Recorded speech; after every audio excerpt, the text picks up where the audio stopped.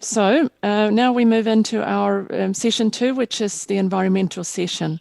And our first speaker is one of my colleagues, so that's why I'm introducing her. We're going to, Diana Selbie, who's a scientist at AgResearch, based down in Lincoln. She's going to talk about the environmental impact of sheep dairying in New Zealand and what we know so far. So, Diana, the stage is yours. Good morning, everyone. I'm coming to you from a cold and chilly Christchurch. I've got my fluffy socks on and my slippers.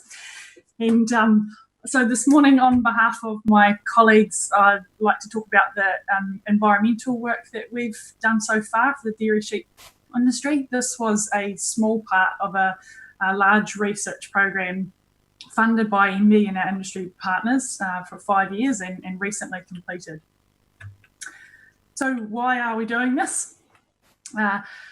We have very little knowledge about the environmental impacts of sheep milking, and much of our reputation in international markets is based around sustainability, and we really need to have some evidence to back that up. And finally, in nitrogen stressed catchments, if dairy sheep in fact does have a lower nitrogen footprint, it may be a more suitable land use option. So in our research, we set about quantifying nitrogen losses to water, a quick go at estimating greenhouse gas emissions, understanding a bit more about effluent and how it's being managed, and we began the process of ensuring our models, like Overseer, are able to capture our dairy sheep systems. The research focus was primarily on nitrogen, and I'd just like to raise that the greenhouse gas emissions is a first look only. So in terms of nitrogen footprint, in pasture-based systems, urine patches from grazing animals are the greatest source of nitrogen loss to water. Our first activity was to measure nitrogen leaching beneath grazing dairy sheep to give us some baseline information and validate the assumption that leaching under sheep would actually be lower. We also looked at urine patch attributes to help us explain the component parts of that leaching story. And we discovered that New Zealand dairy sheep systems varied in how they used N, or their nitrogen intensity, thus their risk for emitting N. So we sought to compare and contrast these systems. In the first nitrogen leaching study, was set up in the North Island near Taupua on Spring Sheep St Kilda farm. The soil was a free draining puma soil with over 1,000 mils of annual rainfall. We installed 300 samplers across 4 paddocks, so measurements captured leaching from beneath the animals while grazing. So the results then, in year 1, nitrate nitrogen leached was about 30 kgs of N per hectare and 56 in 2018. So quite a big difference there. For comparison, leaching from a dairy cow system on similar soils and climate would be approximately, on average, 48 kilograms of N per hectare, so somewhere about the middle. But note the range there across all of the dairy cow systems, and we should expect very much the same in the dairy sheep systems. Both of our measurement years on this property had drought in summer and autumn, and in 2007 that trial wasn't established until May, so we missed some of the early rainfall and drainage, which could have meant we've missed some nitrogen as well, but certainly not enough to make up for that difference between the 2 years. So I'd just like to highlight the point here, neither year was what we would call representative. They're both very unusual, so a typical year would probably be closer to the first year, but we would need to validate this doing more further work. The second trial then was conducted in the South Island in South Otago, and it compared cattle and sheep under grazed pasture. These were dry stock animals, and we had a heavier soil type. This figure shows nitrogen losses in 2 forms.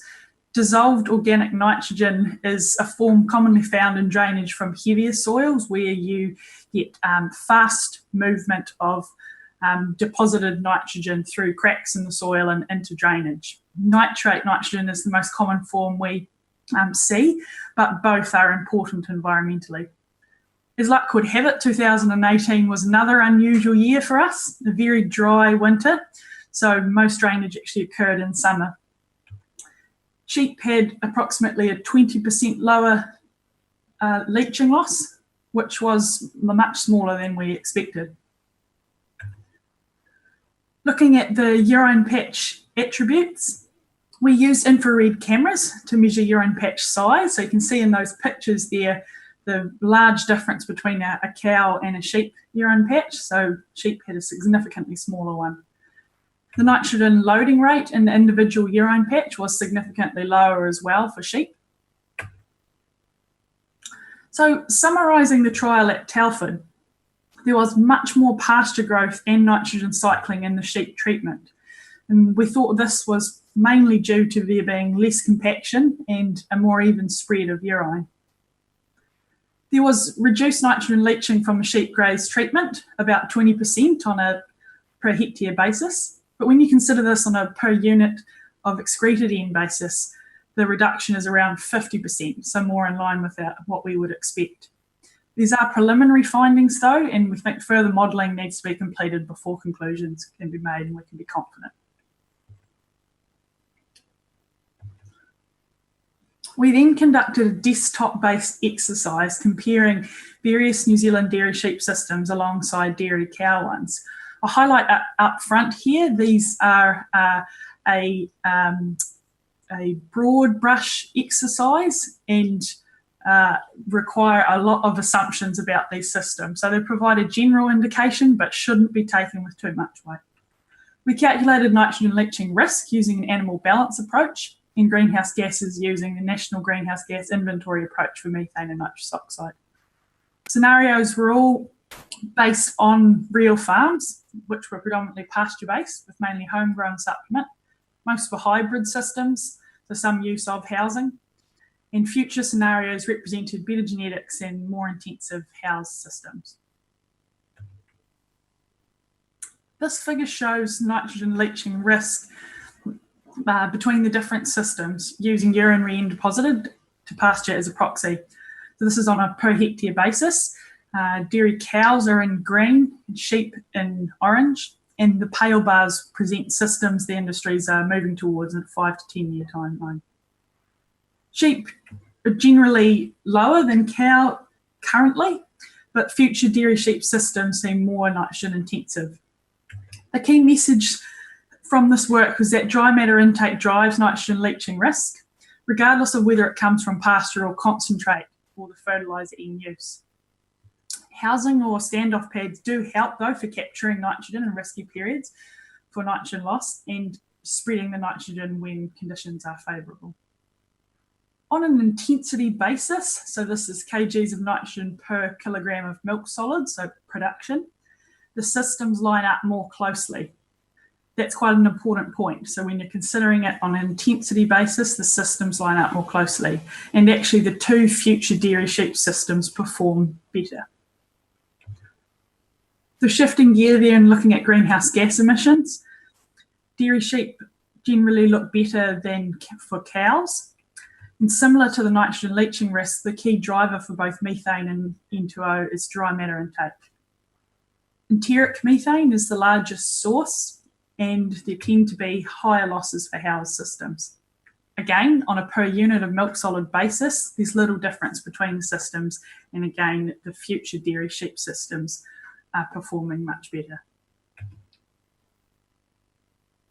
So looking at effluent management, characterising effluent showed slightly lower nutrient concentrations, but there's still value to be gained from spreading nutrients back to land to support pasture growth.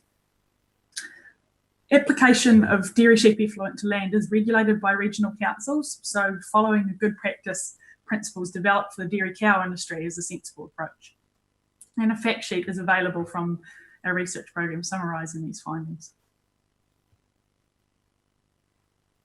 We considered what would be needed to update Overseer to include dairy sheep. To refine the model, we need data on animal enterprises and sheep milk characteristics, and these factors contribute to calculating energy requirements, which is a critical step in the calculation of nitrogen leaching in Overseer.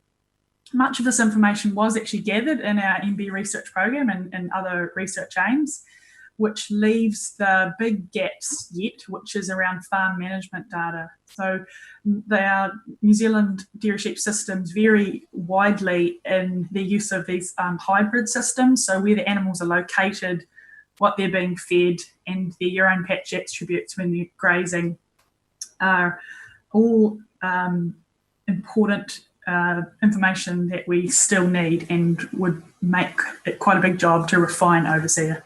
That's yet to do. In summary then, in terms of quantifying nitrogen losses to water, nitrogen leaching losses appear to be lower per kg of N excreted compared to dairy cows. And the reduction could be anywhere from 10 to 50% based on our paddock measurements. We did, though, have unusual years, so further modelling and field validation is critical to ensure that our conclusions are justified. We know, though, that nitrogen leaching risk is driven by dry matter intake per hectare. In terms of greenhouse gas emissions, then, again, dry matter intake is the driver of the greenhouse gases, and this is mostly via enteric methane. Emissions on a kilograms of milk solids basis are similar between the scenarios. For effluent management, we recommend following good management practice guidelines for dairy cows. And in terms of refining farm systems models, we still need some dairy sheep specific data in order to update overseer. I'd like to acknowledge the funding from MB, our industry partners, and more recently AgResearch's SIF funding. Our two farms, Spring Sheep Milk Coast, St Kilda Farm and Telford Dairy Farm. And of course, the many technical staff at AgResearch involved in our field trials. And finally, I'll leave you with a few of our ideas of where to next. Very good. Thank you very much, Diana. Nicely done.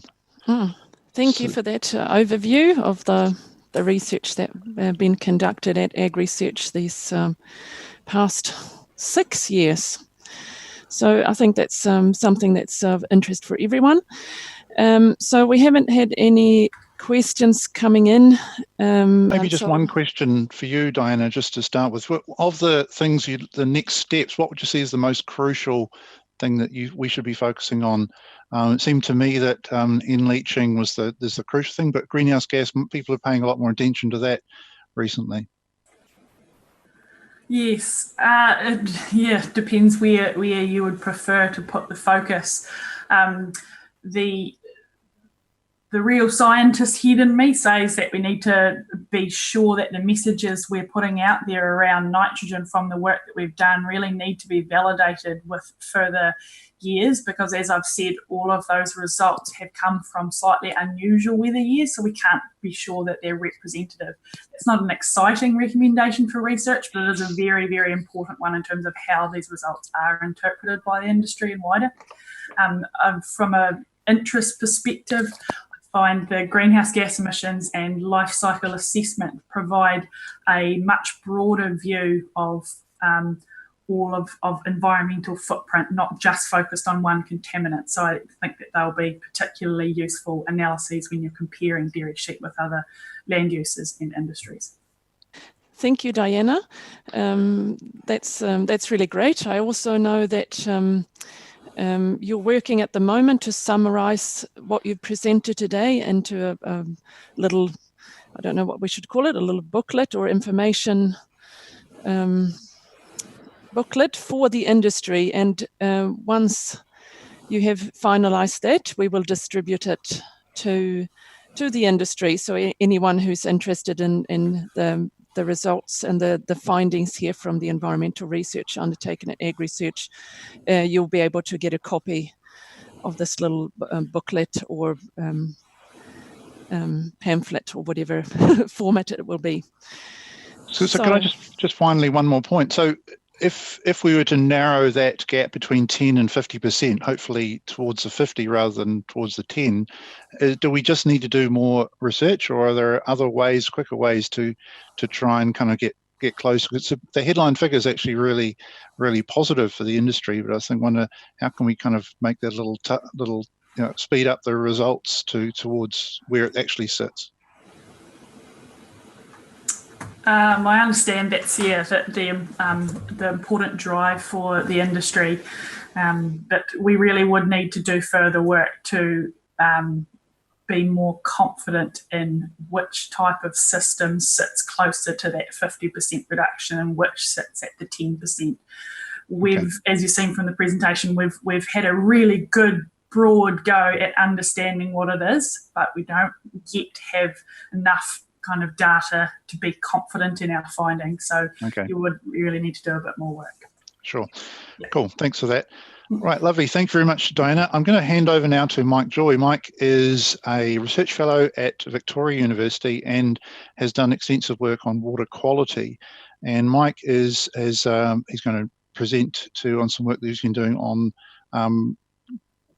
public water supplies in the Canterbury region, which is, I think, linked quite nicely to Diana's point. And we hopefully we'll move on to talk with Rod McMillan, who's a sheep dairy operator in the Canterbury region, who will be talking about the challenges ahead for Canterbury in relation to reducing some of the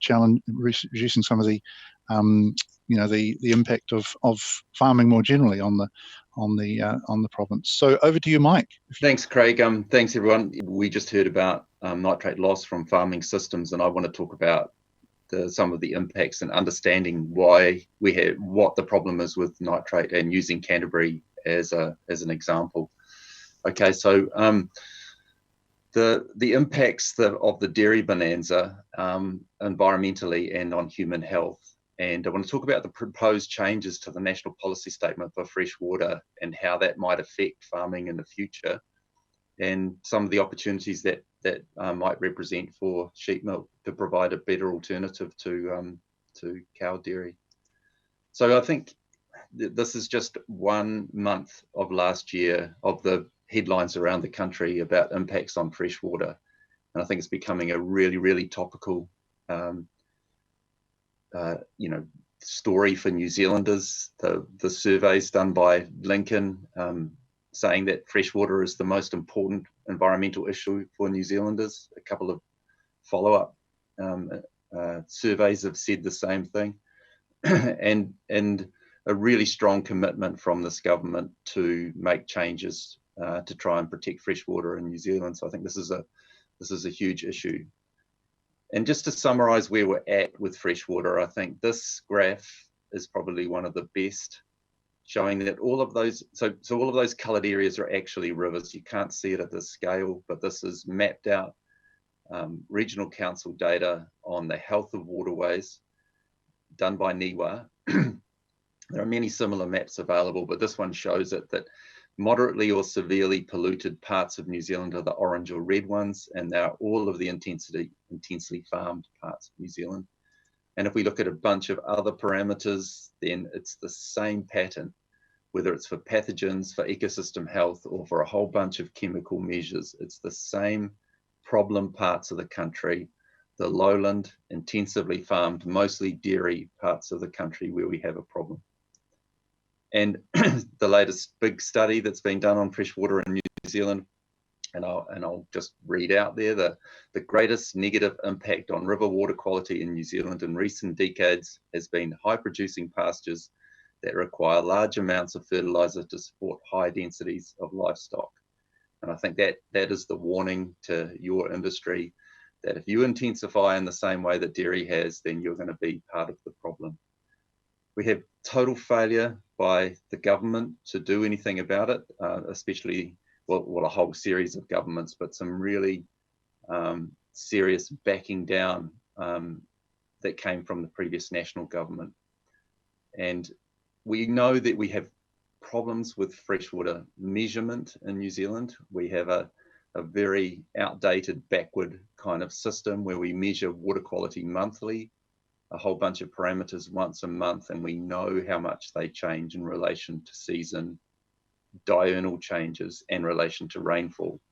And we're not measuring a whole bunch of really important things, water abstraction, engineering, sediment, nutrients, metals, pesticides, very untouched kind of area, which will highlight more issues. But I really wanted to explain because I'm not sure that it gets across to everyone the issue around excess nitrate in water, because the impacts are a secondary impact. So what happens is you get increased nitrate through urine mostly, making its way into waterways, lakes, rivers, aquifers.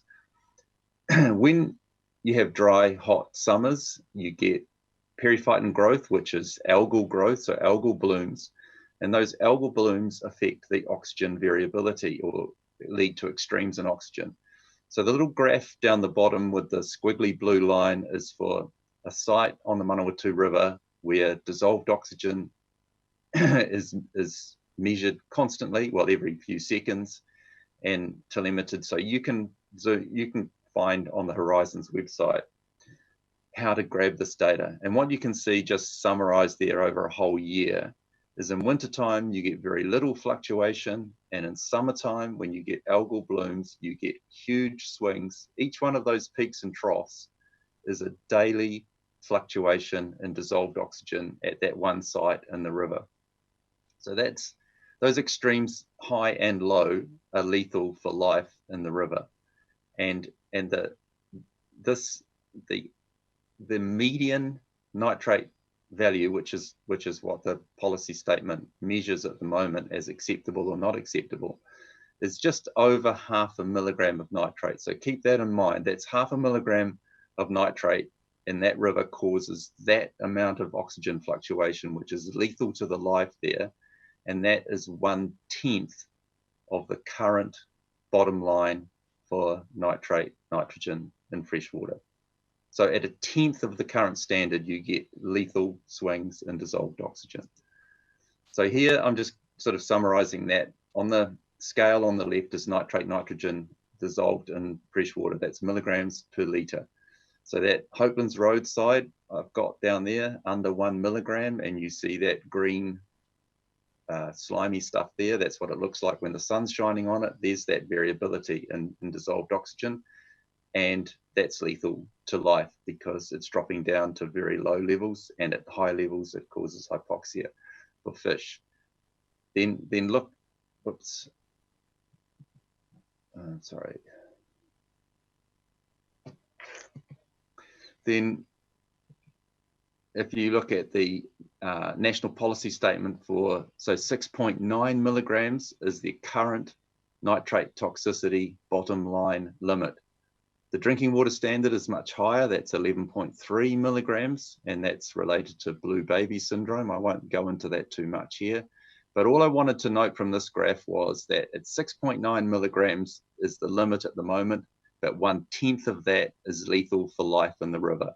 And this is an example of the failure of government, of the politicization of science, where that 6.9 bottom line came from toxicity. So this is basically where you put a bunch of fish in a tank, in a laboratory, you control oxygen and temperature, just a classic experiment. You add nitrogen until a whole bunch of the fish or whatever it is that you're looking at die. And at 6.9 milligrams, 20% of them died. That's the LDL 20, and that ended up as our bottom line.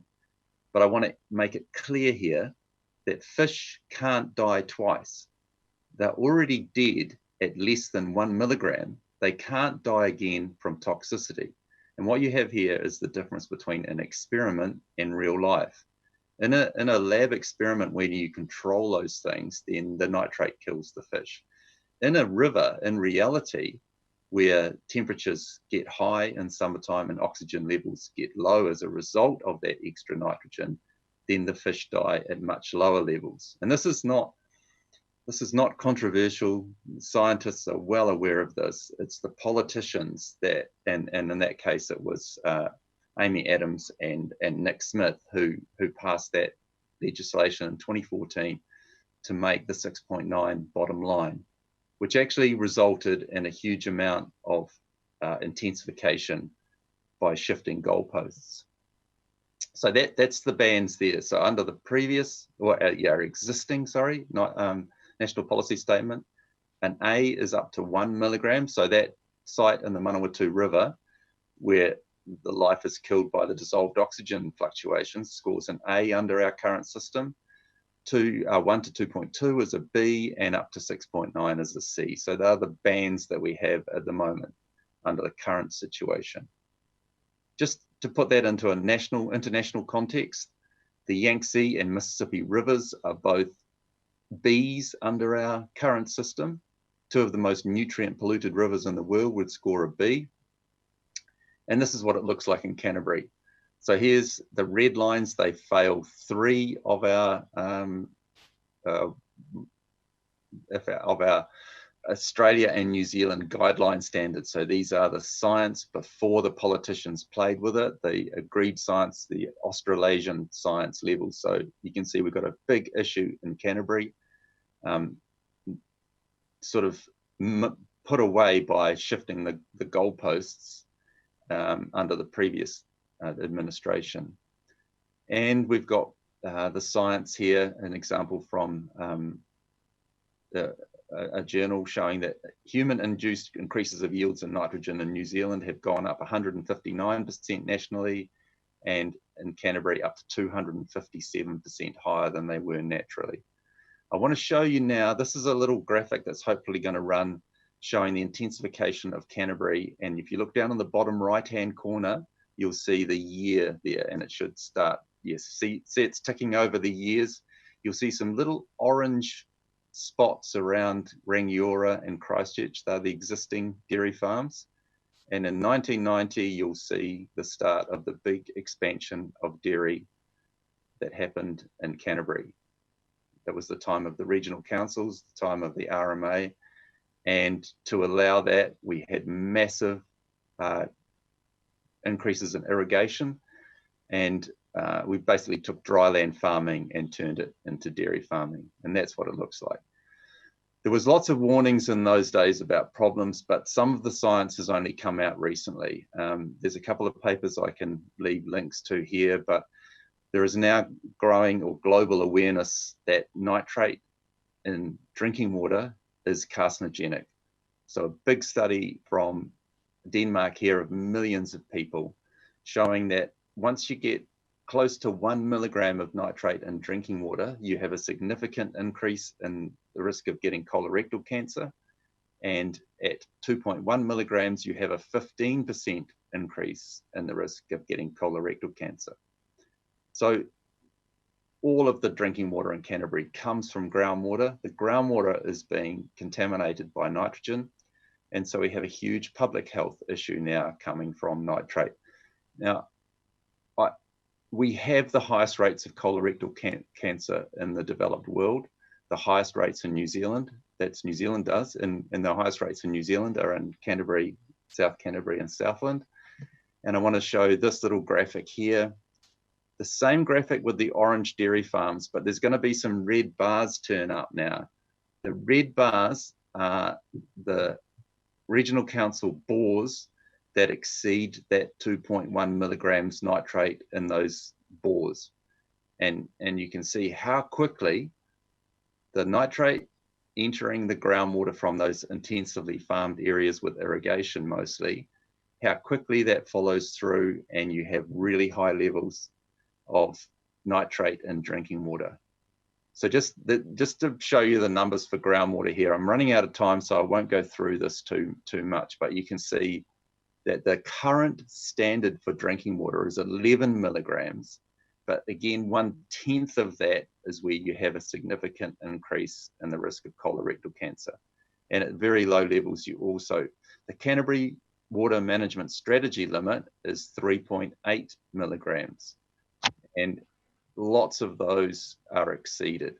And if we take those numbers, and this is from the 320 Environment Canterbury sites that I've got data for up to last year, then 72% of those groundwater sites exceed the increased chance of getting colorectal cancer.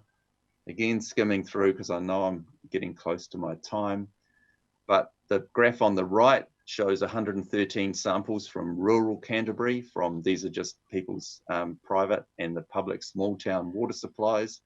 And you can see that nearly all of them exceed the significant risk for nitrate levels, and 2/3 of them exceed the 15% increase in risk. And the 393 samples on the graph on the left are for the actual city, where everyone, including me, assumed that there was a deep bore there and there wasn't a problem for the city folk in Canterbury. But you can see that about a third of them drinking water exceeds the 15% risk, and about half exceeds a significant risk. And the tail off to the left there is the ones that I'm assuming that come from the really deep bores that haven't yet been contaminated. So quickly, the draft National Policy Statement for Freshwater Management is something that I've been working on for the last 2 years as part of the Science Technical Advisory Group to the Ministry for the Environment. This is due out any time now. I suspect it'll be put off because of the COVID thing. But this is what the scientists got together and decided was important. So there's consensus that the limit should be 1 milligram. At the moment, it's 6.9 milligrams. So it'll be 1 milligram that we should measure dissolved oxygen continuously everywhere, and that ecosystem processes and native fish should be used in assessment, and that we should be measuring habitat and wetlands as well. So this is what's coming, and this is what the scientists have agreed should be in the new limits. So this is what we have at the moment. This is what proposed under the National Policy Statement for Freshwater that's coming up soon. So this is what you've got coming.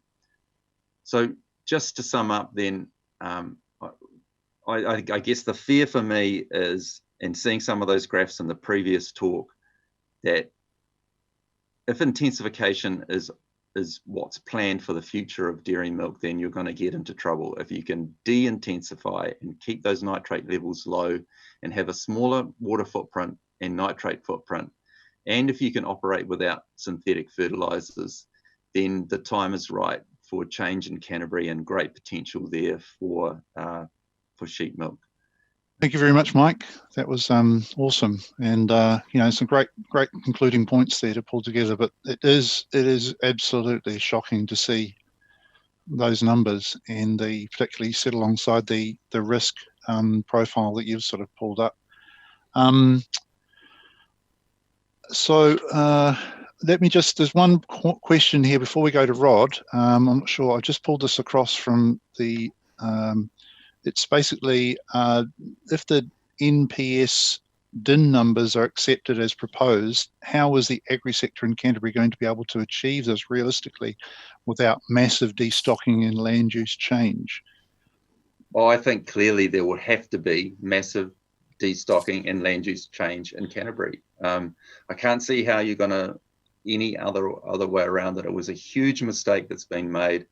If you see the examples from Lake Taupo and Lake Rotorua, where we taxpayers are currently paying farmers to not farm in those catchments, then that's the only approach that we can have for Canterbury, because it should never have had this level of intensity, and we're now starting to pay the price for it. And I suspect that the costs to the community will far outweigh the gains made by farming in that area. So we had another question, Mike, which was, do you think that with more data recording that we could reduce some costs and be able to sell and export more premium products?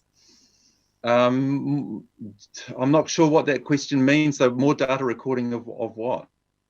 I don't know. I mean, I guess because if we were measuring our rivers, if that's what the suggestion was if we had more data, if we were measuring our rivers better, then I'm quite convinced that things are actually worse than what we think at the moment. It's just because we're not measuring all those things. So improving water quality monitoring will not make the picture better, it will make it worse.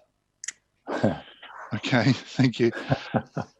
Right, thanks very much, Mike. Really appreciate your time. You've been awesome, and that's really added something to today's conference. So really fantastic you came along and did this. So right, much appreciated. Some great stuff there. Thank you. Yes.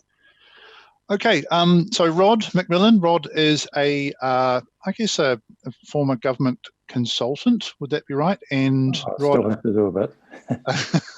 But he's also a Canterbury sheep dairy farmer, and Rod has been working on a number of dimensions to do with sort of improving or looking towards improving the environmental performance for sheep dairying particularly, but also more generally to farming. So if you want to share your screen, Rod, and we'll kick in with you. Thanks very much for doing this. That's right. Thanks, Craig. Welcome along, everybody. Great lineup so far. Diane, some great stuff going on there. And I'd be happy to help you out with the farm management inside the farm paddock thinking and measurement, if you can help with the funds on that. And Mike, great stuff. Always a pleasure to listen to what you've got to say. I hope you're listening now, because I have a few things to say and repeat on previous conversations that we've had. A few years ago, our family relocated from the policy space in Wellington to purchase an old town supply dairy farm in Springston, just close to Lincoln. So we could rattle a few cages and have a bit of fun and avoid going broke. Still trying to do all those three things. Over the last few years, I've also been working with a colleague and doing some research into, I suppose, nutrient management in a farm context. So that's soils, pastures and animals, and trying to apply that thinking and ongoing research to the 36 hectares that we've got here in Springston. So this place becomes a research and demonstration place over time, if we can. That would be ideal. So we're putting our money where our mouth is and underpinning that with science, hopefully. So just focusing on the slide, the name on the gate is Lonsdale Sheep Dairy, and you'll remember Heather and Katrina selling soap to you in the last couple of conferences. So that's still ongoing. 36 hectares of good silt soils, and we have irrigation. I'm the one who shifts the irrigator, so we know all about that. And in the last couple of seasons, this season in particular, we've milked 300 milking ewes, East Frisian, Lacoon, some Massey, but moving towards the Lacoon or Laquan. First milking season a couple of years ago, and just finished the last milking season. Lots of hard work by those first two names there, Heather and Katrina. And we're also a member of a small group. We call ourselves the Sheep Milk Supply Group in Canterbury. 3 farmers collectively working on figuring out how to navigate the future. Here's the little tanker that drives the milk to the cheesemakers. So we're very fortunate to have cheesemakers, a fair chunk of them in the South Island, run out of cheesemakers to talk to in many ways. So the research by others early on, Jan and Shane in particular, a lot of the points hold true for price at the farm gate and product and pricing of the product that you might manage to make. Unfortunately, we don't have a dryer here, so that tanker carries the milk to our cheesemakers.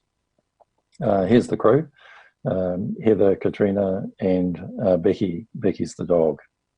They do all the hard work. And just to show you that we are real and we do have a farm, in the background there is the building structure, which was the old town supply dairy herringbone, which we've converted to one part of one side with 16 milking units, and there are the ewes lining up waiting to go in and get milked. Just an overview heading really, our future, healthy stalls, pastures and animals. That's some of the lamb crop that we had from the last lambing, and grazing those yummy pastures.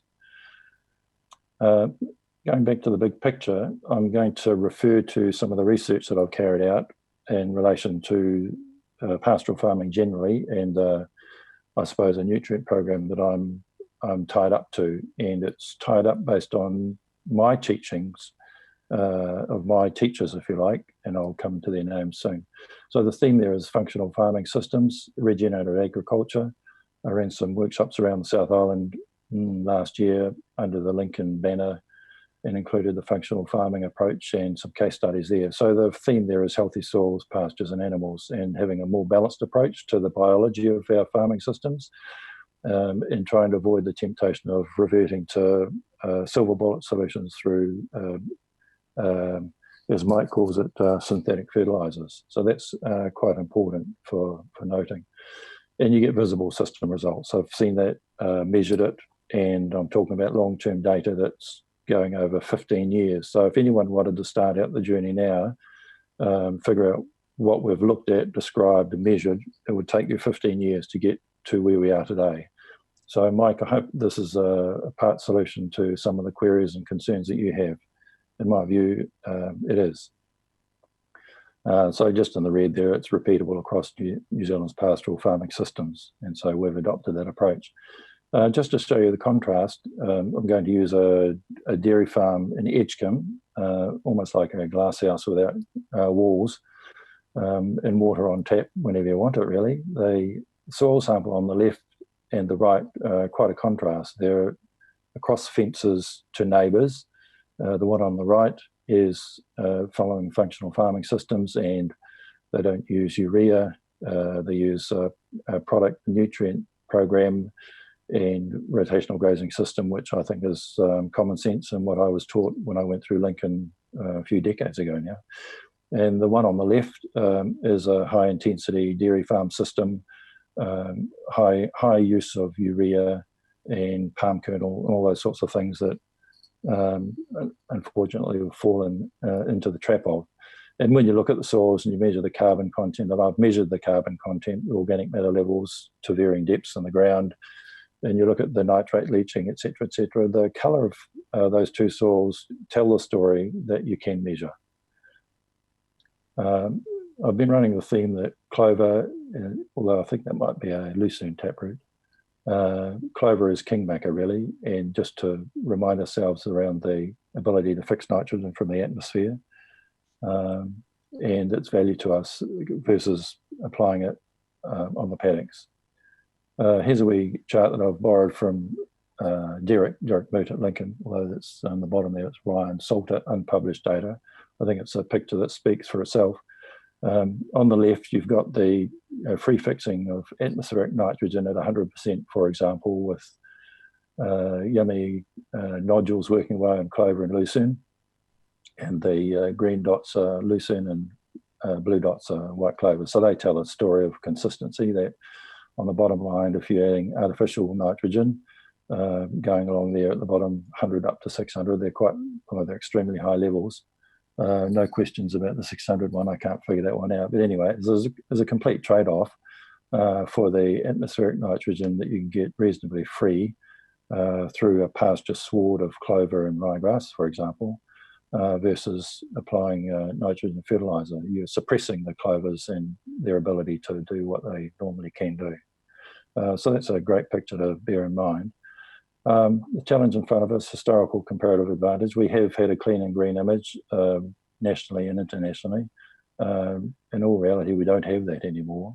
We can get back to that, and that's what we're hoping to achieve, and we are achieving here, and spread the story, really.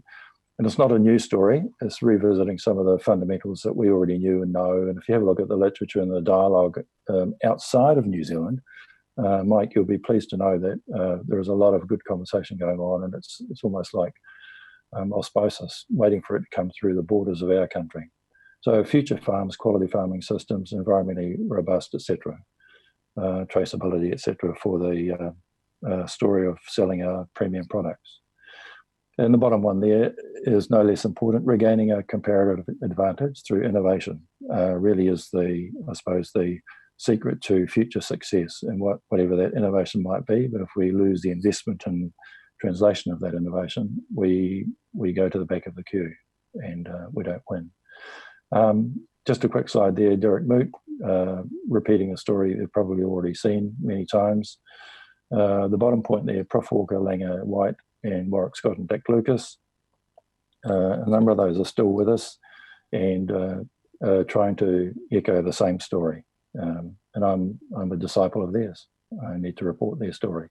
The functional fertiliser approach that we're following, there's a pretty picture of the red clover, I think it is, and various species in there, just to demonstrate that we need to be looking for a balanced approach to our farming systems, underground, on ground, and above ground, really.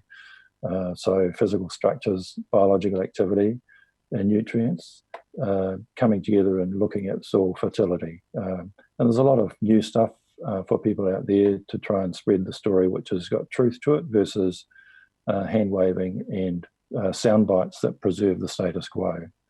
Biological activity, in particular in the reading I've done in the last few years, it's quite astounding what can go on in the soil. with careful thought and careful treatment, and you don't need to spend money or apply synthetic fertilizers to achieve that. The uniqueness around this, not really all that unique, but worth looking at. Unique systems approach based on 15 to 20 years of data, sound biologically, scientifically robust, and I'm quite happy to argue with anyone in the room about what I'm saying and what we can do. And I'm keen to look at the cause and effect transparency and accountability, because Mike, for example, will be up against the enormous naysayer industry, including the politicians, to get a good message across. The experience I'm reporting on is significant and observed by a number of farmers in dryland, irrigated dairy, sheep and beef farms across New Zealand. The research that I've done, I've honed it down to looking at carbon sequestering, and that becomes the centre stage for all points of the conversation, because carbon defines organic versus inorganic, and it's central to our whole system. So it can give you a thread of connectivity, science and conversation around that. Looking at enhanced soil drainage, water quality, and farming within strict environmental standards.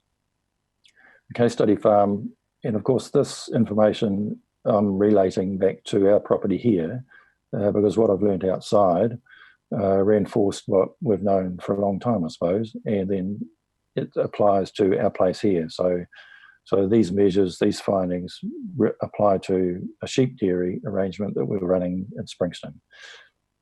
Edgecombe, flux meters, this will be a number of years ago now, Peter on the left with the hat and another Peter on the right with the other hat and a scientist in the middle. So they were measuring nitrate leaching and groundwater levels.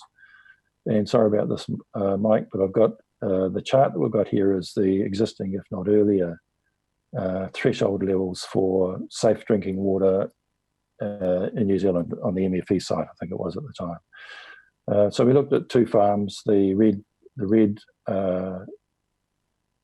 measures from the neighbouring farm, where that soil sample I showed you photo earlier on, and the green ones, green for good, I suppose, red for not so good. The green ones are Peter Berryman's farm, and the sample measures taken there. So you can see there's a difference between the two properties, and the green one is the more beneficial one, and that dotted line that I've put in there is the, I suppose, the good line, and that's at 5 or so parts per million. And then there's another line there, which is the red one, which is the bad line, and that'll be out of date, and it'll be significantly out of date when that 1.0 milligrams per litre comes through. Not quite sure how we'll cope with that, but we're providing a solution which is heading in the right direction. Just want to verify that carbon is being sequestered in these properties, and it will be on our place as well. If you take pasture cuts, and Peter has, first one on the left is a Berryman farm, dairy farm in Edgecombe. Interestingly, the annual pasture growth has gone from about 14.5 tonnes per hectare in a bricks level of about 8, I think Peter had at the time, up to nudging 22,000 kilograms, 22 tonnes per hectare, and the bricks level of the pasture there would be up 12 or 13. So not only is the volume of pasture grown amazing, actually, but also the quality of it. So the cows have to eat less, they don't have to spend so much energy getting the energy that they need to produce milk, etc. And similar pattern on the other farm on the chart on the right-hand side. And to my mind, those are quite fantastic measurements, quite fantastic results, believable, verifiable. I've verified a fair chunk of that stuff in behind these figures. And that compares with charts going the other way, with pasture production across New Zealand, I think, in decline, but in decline. Whole of farm systems approach mitigates seductive risk of bag N. Two products which are dolomite with a zest component, and the zest component refers to beneficial fungi and bacteria. And if you read the literature on that, it's quite amazing what that can do for soil, albeit low volumes. I think the impact is real, and we have the external metrics and production statistics to verify that. Happy to include that in any research program and take the conversation forward. one of the difficulties we've had is funding to be able to do large samples verified with colleagues at Lincoln and or Landcare or AgResearch. New unique soil improvers and accelerates the digestion of organic matter. That's really important. So what you're doing is increasing the biological cycling of your soil and giving it time to do stuff it needs to do. Total nutrient program, there's some repetition there. We would take attention or look at P, K and S, etc. So on our own place here, we've analysed the soils a couple of times to see if there's any trend changes, and we're a phosphorus sensitive zone, so we will be using a phosphate rock to minimise the risk there. Benchmarked, research informed and monitoring as we go. Here's a picky of us applying the calcium test, so that's calcium plus the zest on one of our paddocks, adjacent to where you saw the ewes lined up for milking earlier on. And there's a wee picky of the that fertiliser landing on the pasture that we've got, and an example of what we're trying to create as well. 20, 25, maybe 30% white clover by ground coverage, if you like, when the clover's active, and then ryegrass and other species alongside that. The black bits in the fertiliser you'll see is the carbon chips, which are used to apply the bacteria and fungus and keep them alive while they get rained into the soil. Here's an example of the formation and development of the zests that we are using. And if you have a close look at the soil profile there, right at the bottom, there's a few worms. And so in terms of what happens in the soil underneath your feet, the organic matter levels increase, root zone goes down, and there's more than a simple linear relationship. I think it's almost a log linear relationship that goes on the back of what we're doing. So the roots go down, the soil structure changes, and the ability of the soil to absorb any nitrate leaching and reuse it in the biological cycling, I think is phenomenal, and it's a weakness in the research that's being designed at the moment around trying to compare nitrate leaching for sheep versus dairy versus irrigation, non-irrigation, etc. So happy to talk that through with the scientists who want to have a conversation about that. So any research that's being done at the moment needs to have good context in the background of the pastures that are being assessed, because I've got 15 years of data that can argue our case. That's just a wee reminder of grazing, rotational grazing, so that you don't graze to the boards every time you graze, and that you give time for pastures to recover. And that's part of the grazing management program, which in many ways is new news or a reminder of how we should be grazing pastures. There are farmers who are applying the artificial nitrogen and grazing to the boards, put more nitrogen on, irrigate, graze to the boards. Not a good look. It's not economic, and it's certainly not good for the system. So if you're looking for a scenario of good practice management, which we're trying to follow, optimal grazing on the growth curve of the pastures, enriched nature and quality of the sward, and protein content of the sward that animals are eating. So it's not forced growth, and so the protein content of the sward will be quite different if you're using urea, for example. So the white clover is a kingmaker. Other benefits that we get: lower animal weight loss, higher productions, deeper plant roots, balanced pasture growth, lower incidence of weeds and pests, although one of my paddocks isn't looking too good, and reduced need for pasture renewal. They're all quite true and accurate in my view.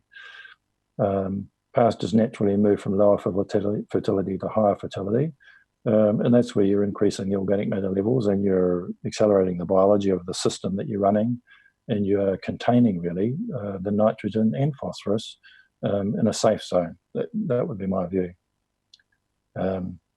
etc. Lower animal health costs. And just as a reminder, that little photo of the difference and contrast, a bit like those charts that Mike showed on the change of dairying in Canterbury over 10, 15, 20 years. That was pretty amazing. So that's the quick story, and just to remind that we're all learning as we go. thanks for that. Nice one. Thanks very much for that, Rod. Great coverage of the many things, many features of this. What are you going to call it? Regenerative agriculture? Is that the? For want of a better descriptor, we'll call it that. Happy to describe that, but yeah, regen ag. But it's a word that's been around a few years. And earlier words used to be organic farming, and then what was it? Environmental sustainability, all those sorts of words. So the regen ag is I suppose, a reflection of a gathering movement. And I think that the movement is a response to our health needs, but also a response to remembering some of the science that actually sits around for us picking up and revisiting. Right. The question maybe we could come back to in a minute is, do you think it's possible, given what Mike was saying about the sort of 1 milligram recommendation that they've put through, that any agriculture, or in particular whether sheep dairying can work within those boundaries or not? Maybe you can come back to that. It'd be a nice target. Yeah, it would be a nice target. So we'd have to have a conversation around the stretch required to achieve that. Yeah. But the regenerative agriculture does point us in the right direction, I guess you'd argue. Absolutely. Yeah. Brilliant. Okay, so just introducing Alexis. Alexis Risson is a PhD student with AgResearch working here in Palmerston North. His particular piece of work is, as you will show, is on the enzyme and biological activity through the processing on the farm and through in the processing aspects. So over to you, Alexis. Thank you, Craig. So I'll start my talk today with a little story. So picture this: you're in self-isolation, and it's the end of the day. You've been working from home really hard, and you decide to go to the supermarket. So you go to the supermarket, keep a 2 meters distance from others, obviously, and you decide to grab your favorite sheep milk powder. Now you do notice that on the sheep milk powder, the best before date is rather close from now on, but it's powder, so that shouldn't be a problem anyway, should it? So you go back home and you make yourself a nice glass of reconstituted sheep milk. But as you get the first sip, there's something unusual that doesn't taste right. Just to be safe, you decide to discard it. Now, what happened to this sheep milk powder? When one thing happened to it, and that's bacteria. Inside a healthy animal, raw milk is considered practically sterile, but bacteria coming from the farm environment may contaminate it during milking and storage. Now, this contamination can lead to the appearance of organoleptic defects and even early spoilage of the product, which of course implies a quality decrease. Now, we've got 3 types of quality decrease. We've got first the spoilage of the product. We can have some altered taste or smell, and we can also have some altered properties. This means, for example, milk would not curdle if you're trying to make cheese out of it. So there's things being done to preserve quality on 3 main steps. The first one is during milking. The animal should have clean udders, and milking should be automated to reduce the chance of contamination. Now, during storage, milk is refrigerated to prevent the growth of bacteria, and the cleaning procedure is allowed to destroy most of the contaminant left in the pipeline. During processing, we heat treat the milk to get rid once again of most bacteria, and we can dry it to increase the shelf life. In case of cheese, we can bacterifugate it or mature it to prevent the growth of contaminants. Now, for each of these steps, there's some hurdles that cannot be avoided fully. During milking, there will be some kind of bacterial contamination. That's not something that can be avoided despite the best hygienic practices.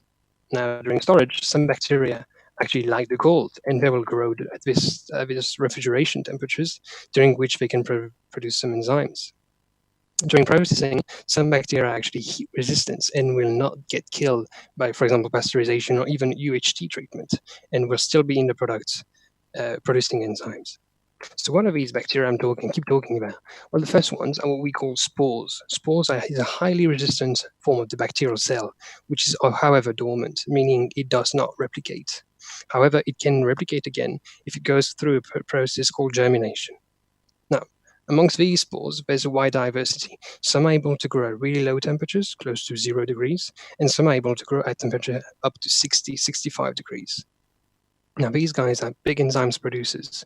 I will come back to the enzymes later, but some of the enzymes are actually used in the cleaning industry, in detergents, for example. On the other side, we've got Pseudomonas species. So these guys are heat sensitive and will be killed by pasteurization. But the thing is, they're able to grow pretty quick at low temperatures, during which they will produce large amounts of enzymes. Now, amongst these two groups, some species are actually able to produce heat-resistant enzymes that will, on top of it, not get degraded by pasteurization, for example.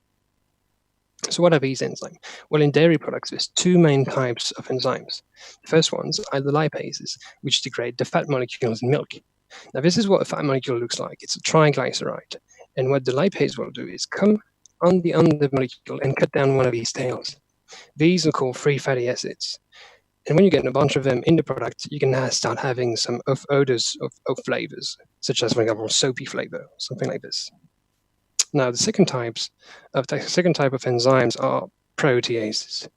On the left, you've got what milk looks like at the microscopic level. It's a complicated mixture of casein micelles, lipid globules, bacteria, water, other proteins. And the protease will target the caseins. They will degrade the casein partially, leading to the release of smaller molecules that can give flavors enough odors to the product. For example, a sour taste, but also modify its properties. Now, if there is extended casein degradation by these enzymes, the matrix will destabilize and the casein and the lipids will clump together, making a gel-like structure, which is the curd. This is curdling. So where do these bacteria come from? Well, they mainly come from the soil, which has a high bacterial diversity. There's hundreds and hundreds of different species. You find, for example, the bacteria we use as yogurt and cheese starter. You find bacteria that are plant symbionts or even human probiotics. You find also pathogens, obviously, such as botulism, tetanus, and you find a lot of decomposers. Now, decomposers are very important in nature because they're actually the ones that take organic matter and transform it into something that plants can eat, which is part of the recycling cycle. So this is where we'll find most of the spoilage bacteria. And because they're here, they have this enzymatic activity, which isn't normally used in nature to degrade all these molecules. But in milk, they will target other compounds, just as we saw before. If you're looking at soil, there's usually more than 1 million spores per gram of soil, which is a lot.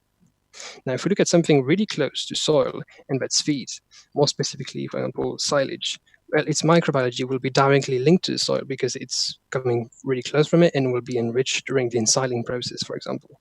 Now, bacteria will be ingested by the animal, concentrated in the digestive tract, and shed in feces. And this leads to, if you've got between usually 100,000 to 1 million spores per gram of silage, you have 10 times more in feces. Now, some of you might be thinking, why is it important that we have bacteria in feces?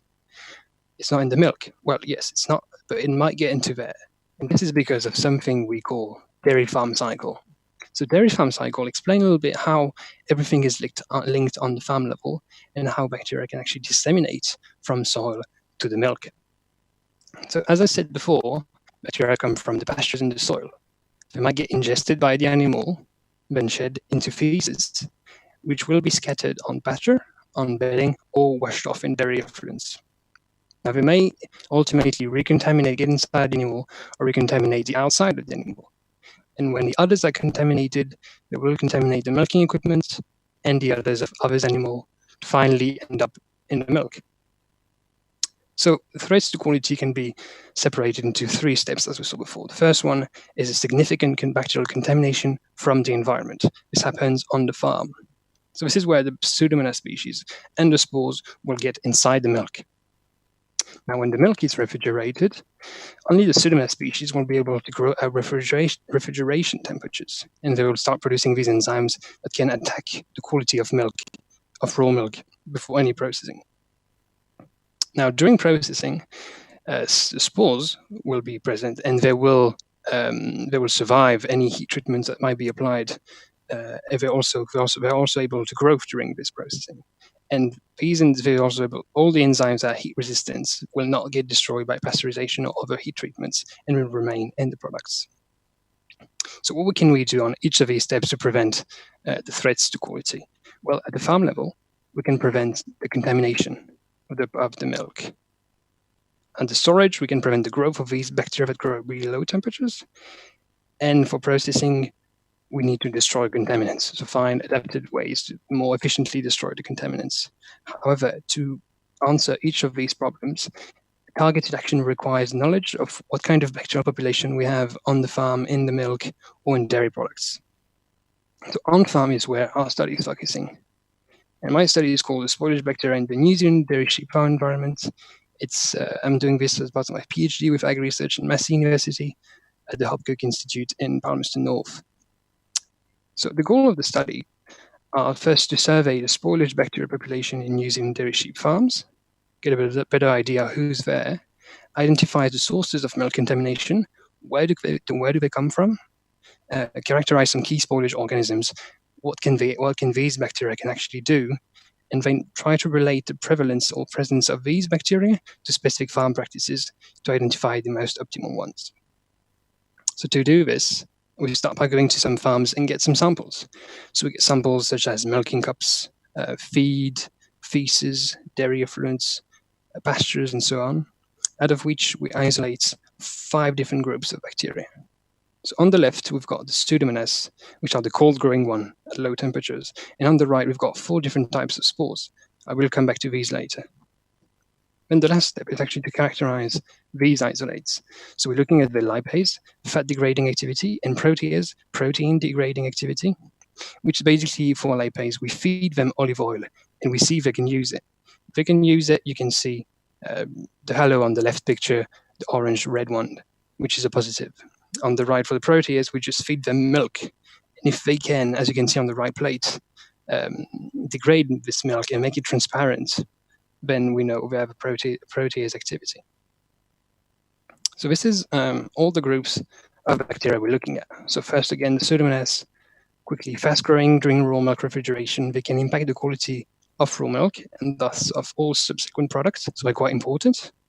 And the producers of really potent enzymes, some are heat stable and will degrade the milk. Second groups are spore-forming bacteria, so they have a high diversity and they're all heat resistant. The first ones are what we call the mesophilic spores, because they grow between 20 to 40 degrees. They're typically the most prevalent in samples and milk due to their growth range. They survive pasteurization, sometimes even UHT treatment, and they decrease spoiled quality of product like kept room temperature. For example, UHT milk or improperly stored pasteurized milk. Second group is very important. Powder manufacturing. It's a highly resistant group of organisms called the thermophilic spores that grow between 50 to 65 degrees. Now, these guys are often incorporated for colonizing the pipelines of powder manufacturing plants. And they are even capable of growth during the spray drying, which reaches temperatures around 60 to 65 degrees. Now, they are the main contaminant of dairy powders, but they are thankfully unable to significantly impact the quality of other products due to their growth range, which is really high. Third group are the psychotrophic spores. These guys survive pasteurization, but they grow at really low temperatures. So usually in raw milk, they are outcompeted by Pseudomonas because they grow less fast. However, they are the main contaminant of chilled pasteurized milk and also the main cause of spoilage of these products, every chilled dairy product, because they can actually grow in the fridge. Now the last group, the anaerobic spores.